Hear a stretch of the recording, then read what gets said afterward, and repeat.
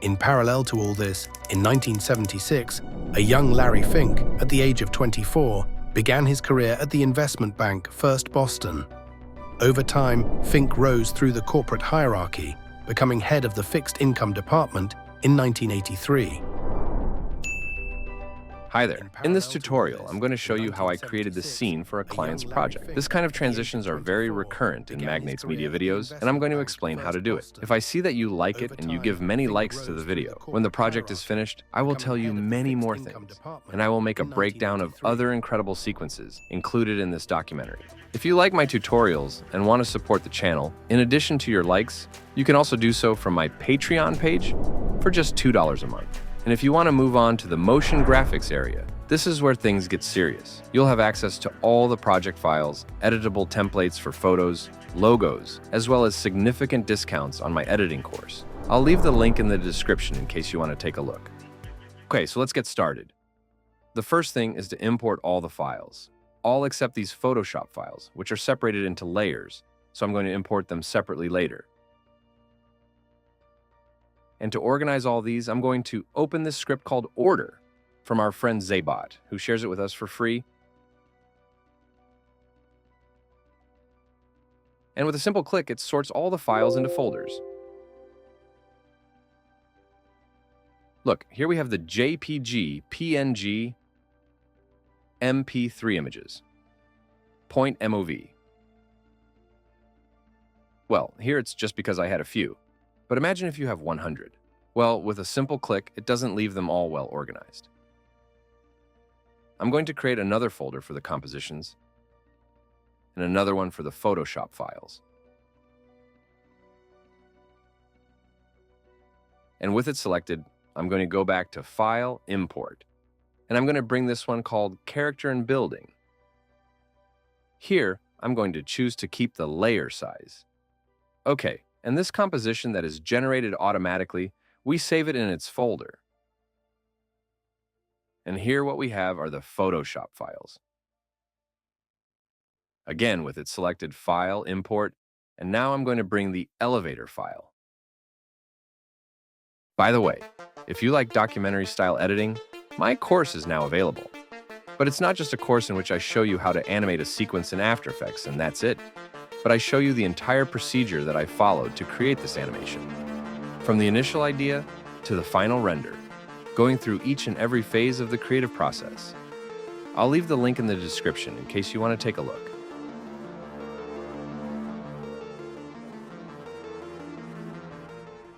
Same, keep the layer size. Okay, the composition to its folder. And so we have everything well organized from the beginning. Now, in the Compositions folder, I'm going to create another one that's going to be called Main, 1920 by 1080, at 30 frames and with 25 seconds to spare. And I'm going to go into the character and the building. With Ctrl+C, I'm going to copy these two layers and paste them into the main composition. And I'm also going to convert them to 3D. If the cube icon appears, press F4. Now with Ctrl+Home, we leave them there well centered in view. What we have to do now is position them. P key here on the character. I'm going to move it down a little. I'm going to put 1110 on the y-axis Greek and the scale at 80%. As I say other times, I put these values because after having been doing some tests, they are the ones that have worked best for me. Now, activating two views, I'm going to put this viewer here in left view. I'm going to send the building layer to the back, P key, and on the Z-axis, I'm going to put a value of 1500 to create the parallax effect. And here in Y, I'm going to move it a little bit downwards. I'm going to put 590. S key and scale it to 170%. Well, now with a right click, we're going to create a 35mm camera with two nodes. Again, right click again, null object. We also convert it to 3D and we'll relate the camera to it. Being here the beginning of the timeline, we're going to mark a keyframe in the position, and we're going to move now to 825. Right there, we mark another keyframe. And now here at the beginning, we're going to move the camera like this. We zoom in here. We also move it up, a little more zoom. But as we always do, we're going to put the exact values. Minus 1,500 in Y, here in Z, we're going to set a value of 3,265. And we'll smooth out these two keyframes with F9. And so that the camera's path isn't so straight, I'm going to select the pen tool, and at this point here, I'm going to move this handle more or less over there to give it a little curve. Okay, easy.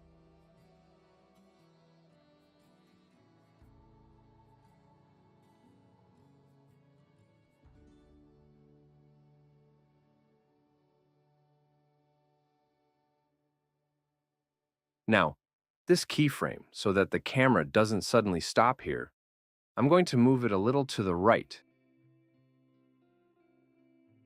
more or less over there, below the 10th second. And without moving the head, I'm going to mark another keyframe. And now I can put this one wherever I want. I'm going to put it here at 12:15.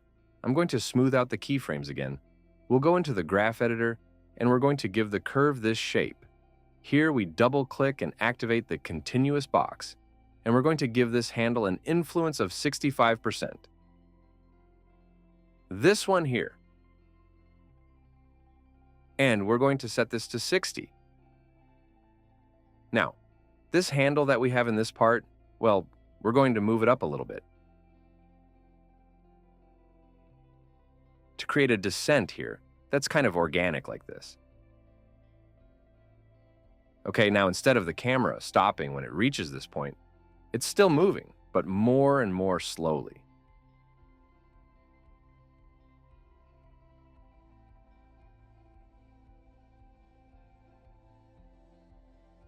Being here in this last keyframe, now I'm going to bring this image of the tree, which I have here, in the PNG files. I'm also going to convert it to 3D. And with this layer of the tree, it's going to be the one we're going to create the transition with. So now we have to position it. I'm also going to bring it to the front, P key, and on the Z-axis, I'm going to set it to minus 1,000. The scale to 80%.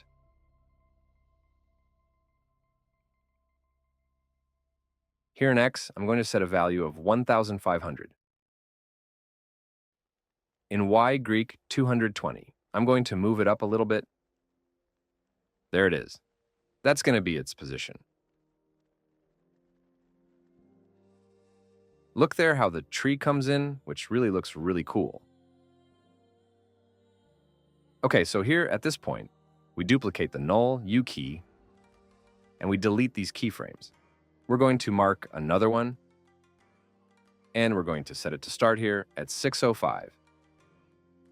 Right there. We're going to parent the previous null to the new one. And now we're going to move up to 15. That's where this animation is going to end. What we're going to do is animate the y-axis. Look how cool the parallax effect looks.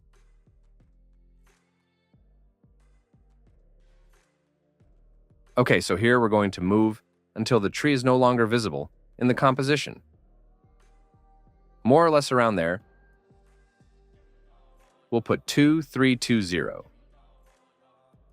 We'll smooth these out, and with a right click, we're going to give the handles a 65% influence.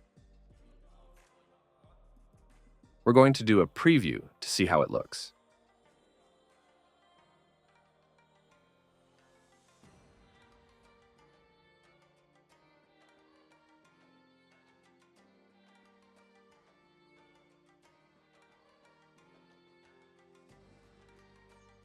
Okay, special.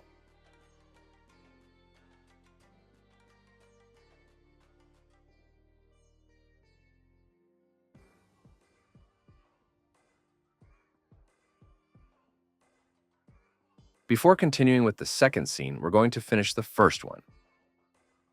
We're going to put ourselves right here, at the beginning of the timeline. Now I'm going to put a video that I have here of an orange sky.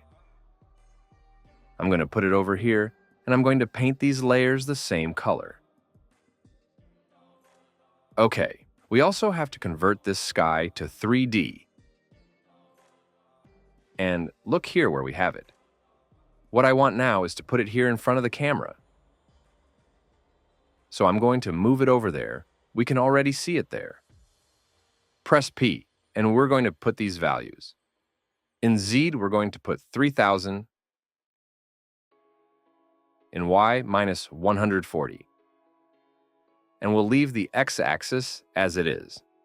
Now we're going to increase the scale to 160%.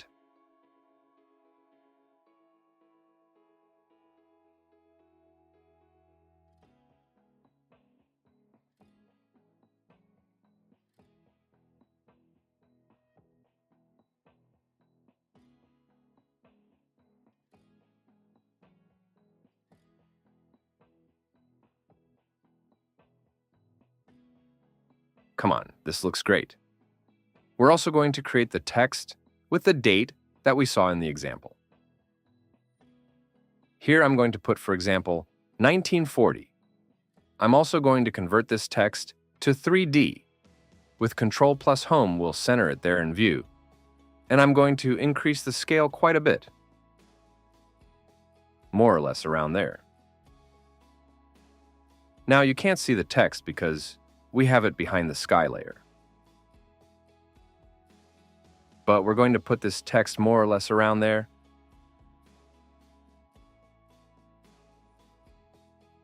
I think more or less around that part. P key in here, we're going to put minus 1185. And here a value of 2570 on the Z-axis.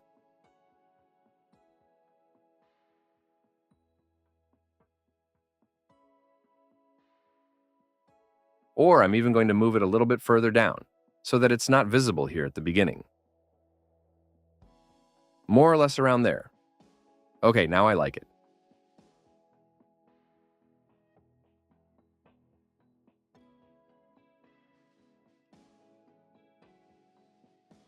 Now, we are going to put an effect on this text called slider control.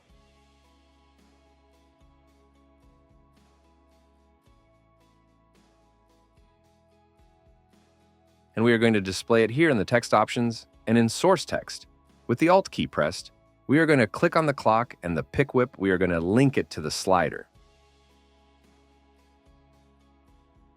Now, what we put here is what is going to be seen in the text layer. We are going to make a small animation. More or less around this part, when the text is about to appear, we mark a keyframe and we put 1940. And around this part here, when it is more or less halfway, we are going to change the date to 1976. Okay, we leave these two keyframes linear. What happens here is that you see a lot of decimals. We have to make an adjustment to the expression. Press E twice. And here at the beginning, we are going to write math.round. We press Enter. We delete this parenthesis here, and we are going to put it here at the end. Now you can't see decimals anymore. What happens is that I'm going to move this keyframe a little bit further, over there. This is about adjusting the timing to your liking.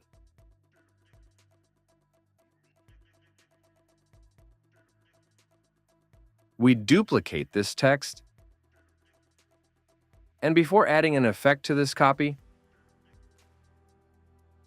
I'm going to make some adjustments to the sky layer. I'm going to add a couple of effects. The first one is called Lumetri Color. And here in Basic Correction, I'm going to lower the saturation to 85. I'm going to add another effect called tint.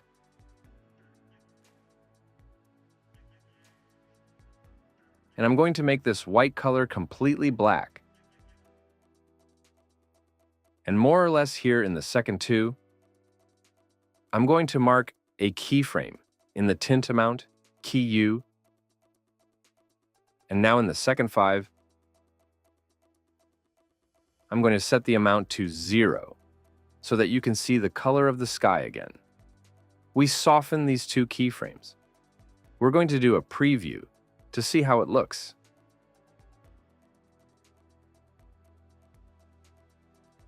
Okay, so that's exactly what I wanted. And here, where you can't see the text anymore, if we want, we can cut it around there. And I'm going to put these layers on top of these, since they correspond to this scene.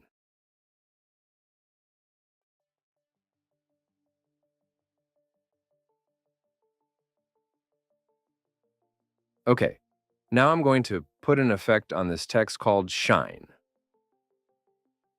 It's a paid plugin from Trapcode, which actually works pretty well. But if you don't have this effect, look how cool it looks. If you don't have this effect, you can also put the one called Radial Fast Blur, which does more or less the same thing. Here from Standard, we change to Brightness and increase this value. And to change the color, we can put the effect called Colorama. What happens with this effect? We have to put it on top. There it is. And well, here in the color settings, you can try it out until you find a result that you like.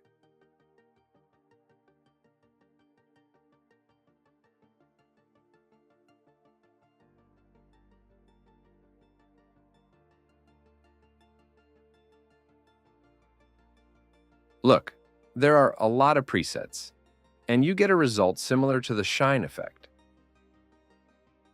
I'm going to remove this one, and the radial fast blur too. I'm going to leave the shine effect, which I really like the way it looks.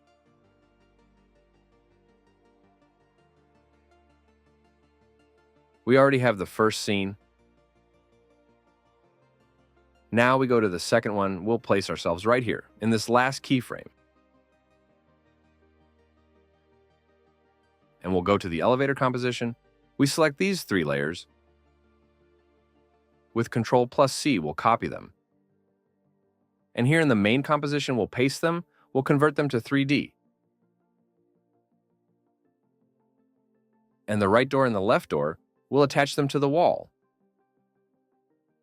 Now, with Ctrl+Home, we'll put them in view there. S key, and here we are going to lower the scale quite a bit, for example, to 35%. And I'm also going to move it down a little bit. I think that it should be around there.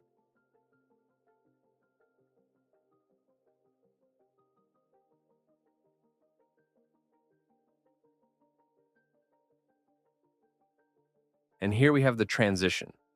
What happens is that we have to leave it very clean so that these layers are not visible here. And we are going to do this very easily. You will see. I am going to activate the Draft 3D box to see all the elements. And now, with the pen tool, I am going to create a shape like this. We center the anchor point. We also have to convert it to 3D, and we are going to change the name and color.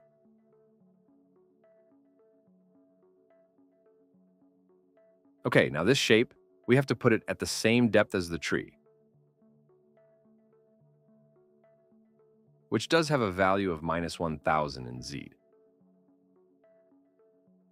So we also have to put it at that depth to create the transition. What we are going to do is copy the position, Ctrl+C, and here in the matte layer, Ctrl+V, and we paste it. And if we put a top view,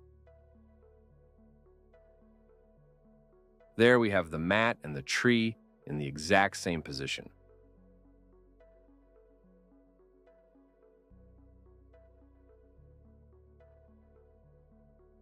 What happens is that I'm going to move the matte layer a little to the left, more or less around there, so that it's here in the middle of the trunk and that it passes through here, through these parts, where the layers behind it can't be seen.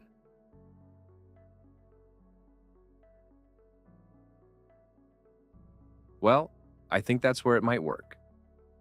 Now we can deactivate Draft 3D.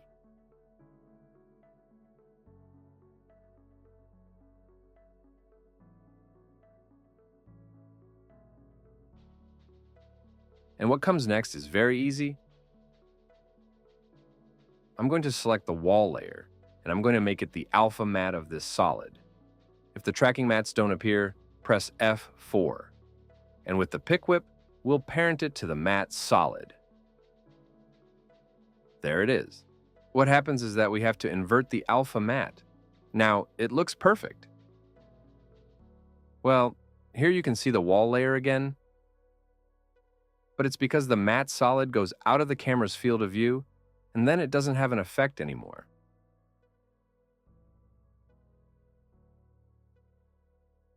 But we don't have any problems with this, more or less around this part. In this keyframe, we're going to cut the wall layer there. Right there.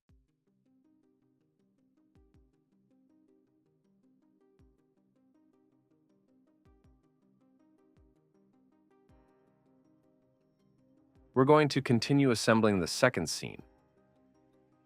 We select the doors, P key, we mark a keyframe right here in the last one, and we move a little to the left. And now, we're going to move this door to the right,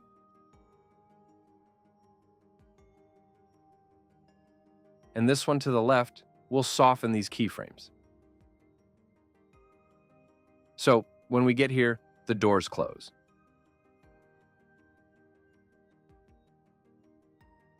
Okay, now we're going to put the character inside the elevator, but for now I'm going to deactivate the door layers. I have it here in PNG images.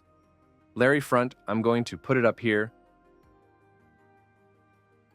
I'm also going to convert it to 3D, and being here in the last keyframe, we leave it there centered in view. Now we have to position it so that it gives the sensation that it's inside the elevator.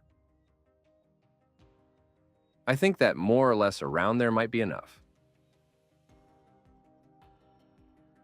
I'm also going to move it a little bit towards the background so that it gives the sensation that it's inside. More or less around there, okay?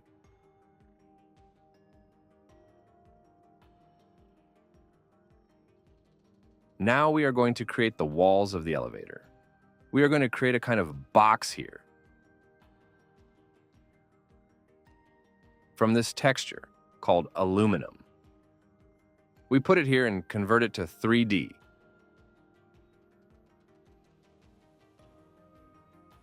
We have to rotate it 90 degrees here on the Greek Y axis.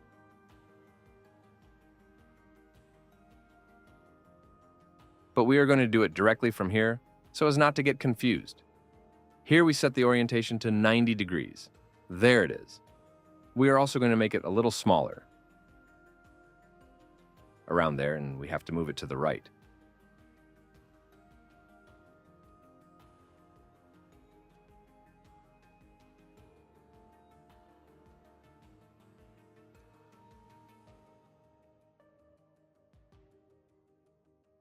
Now, this aluminum layer, so that it does not intersect with the wall layer, we have to move it to the bottom.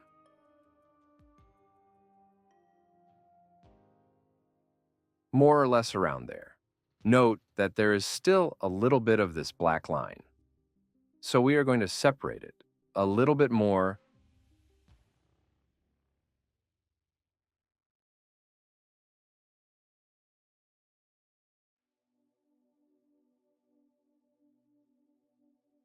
We duplicate this aluminum texture, and we are going to create the other wall.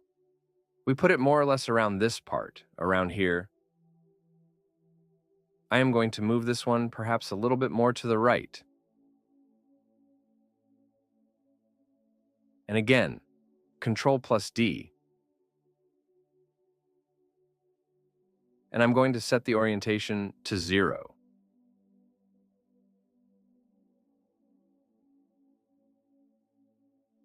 And being here in the last keyframe, this one that's going to be used for the background wall, we center it. What happens is that we have to put it behind the character. Well, if you're getting confused with this, you can write me the comments, and if you have any questions, we'll solve them.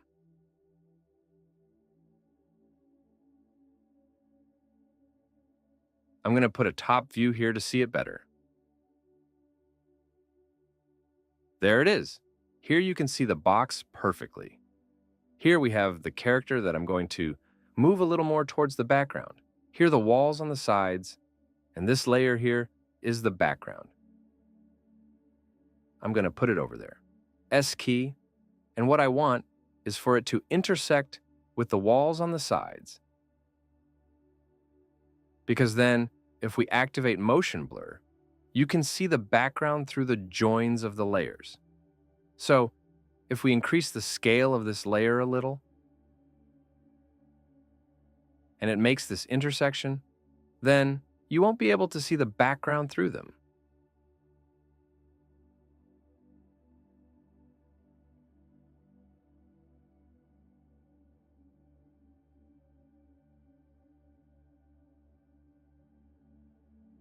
Look at the parallax effect there. How cool it looks. It looks like a 3D elevator.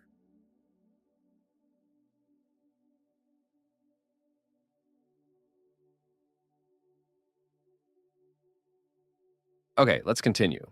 Well, for now, these layers that are from the same scene, I'm going to paint them the same color.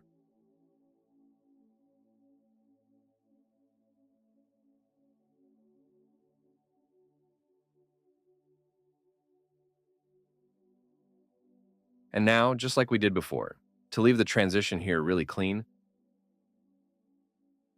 we have to select the textures that you see here. Take a look.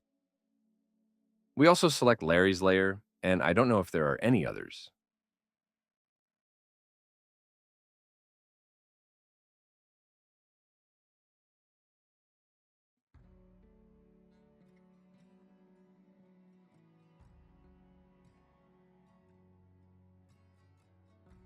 I think these are all.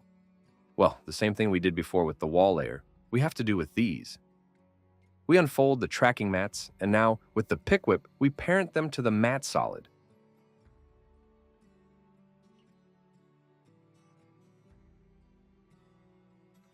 Now, they are only visible in this part because we have to invert the alpha matte. And this is how these types of transitions that we usually see in MagnatesMedia videos are made. Look how cool it looks. Let's do a preview of everything. Let's see how it looks.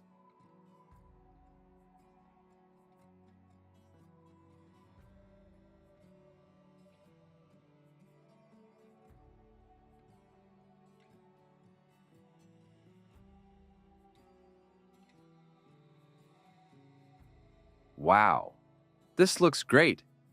Well, here it looks a bit strange. They are the elevator layers. So we're going to fix this very easily. We select them all and cut them at that point. Let's see now. Okay, now it looks perfect.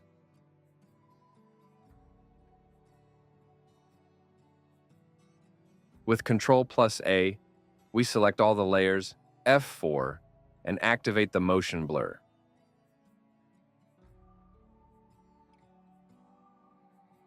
And now with the two scenes finished, well, I'm going to put the deep glow effect on this text layer.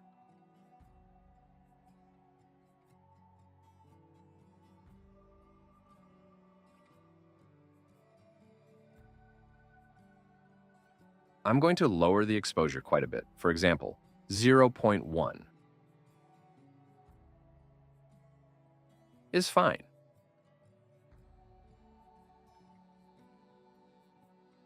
To give a little more depth to the animation, we're going to go here to the camera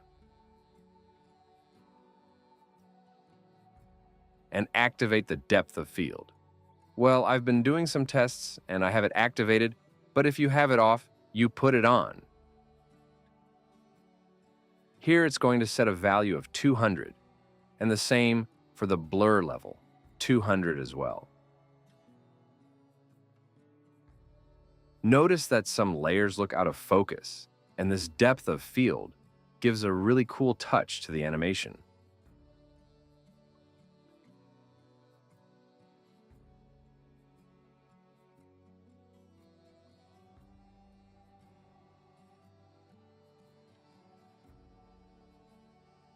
Here at this point, what the camera is focusing on are these layers here. Look, if I move the focus distance, this line that you see here a little wider is the focus of the camera, and everything that is in this part is what is going to be focused.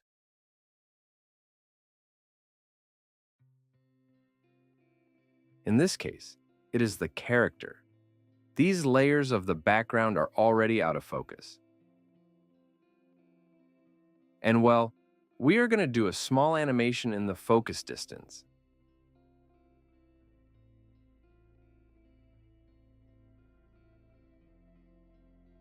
We put ourselves more or less in this keyframe when this transition has already started, and we mark a keyframe in focus distance. We move forward a little, and more or less here in this part. What I want is to focus on the character that is here inside the elevator. We can do it manually, which is very easy. There we already have it focused. Well, since I have it in quart quality, it doesn't look good. But there, the character is perfectly focused. Everything else is out of focus. Well, I was saying, we can do it manually, or, to make it more precise, we can select the camera and the character layer. Right-click Camera, and here we choose Set Focus Distance Layer, and the camera focus is automatically set on the layer we have chosen.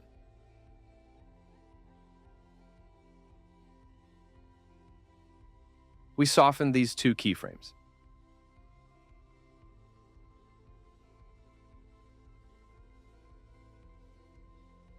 I think I'll lower the blur level a little. I'll put it at 100, for example. Okay, I like it better.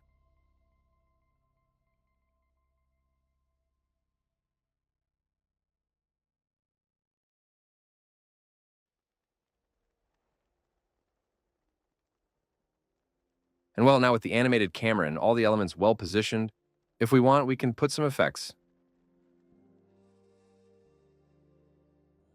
I'm going to put a couple of sound effects that I have around here. Let's see if I can find them. Here in MP3 files, I'm going to put the sound that repeats. This one I use for the animation of the text.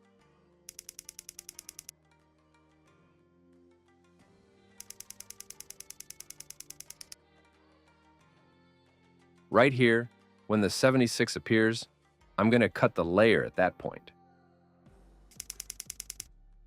I'm also going to lower the levels a little. I'm going to put, for example, -5. I'm also going to put the whoosh effect that I have around here. Press L twice and we'll display the audio waves. And I'm going to put this one here when the building starts to be seen.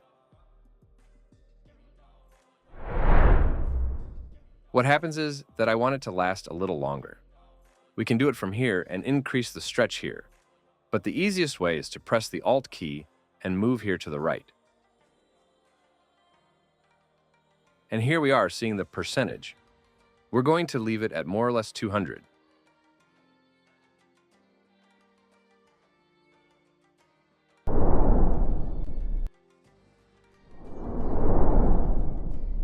Okay, I like it. And here in transition, I'm also going to put the whoosh effect. But I'm going to lower the stretch a little bit.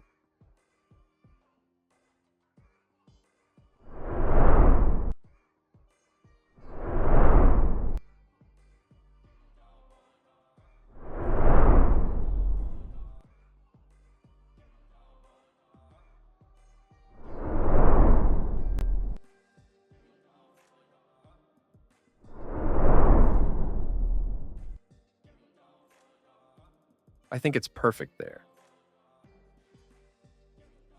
What else? You can find this song for free in the YouTube library.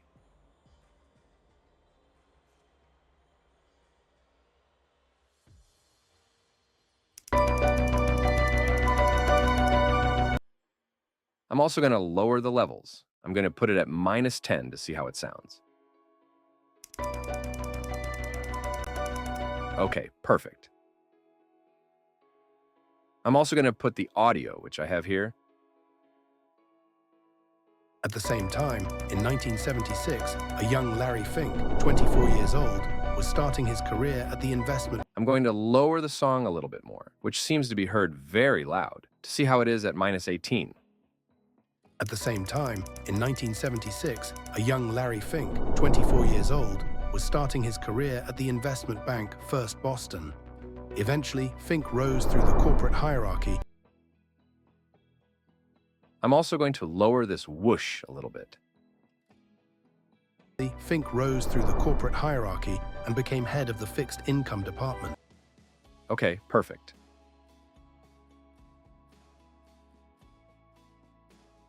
Well, here we could continue putting some more effects. To finish, I'm going to put a texture that I have here. I'm going to scale it a little bit. And I'm going to put the blending mode to multiply. And it's a really cool texture.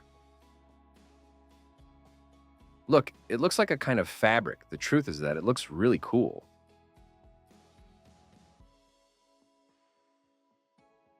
Maybe in this part of the elevator, it looks better.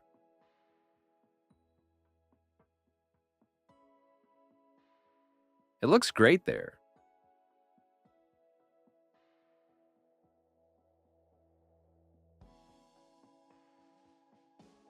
With right-click, I'm going to create an adjustment layer, and I'm going to put the vignette effect on it.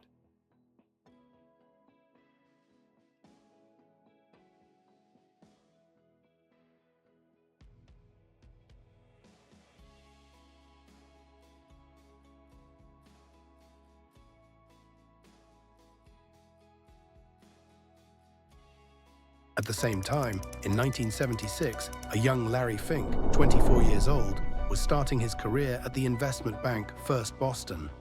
Eventually, Fink rose through the corporate hierarchy and became head of the fixed income department. And well, we could still add some more effects, but I think this tutorial's pretty good up to here. I don't want to bore you too much. If you get stuck in any step or there's something you don't understand, write me in the comments and we'll fix it. And if you like the tutorial, leave me a good like so I know. See you in the next video. Eventually, Fink rose through the corporate hierarchy and became head of the fixed income department.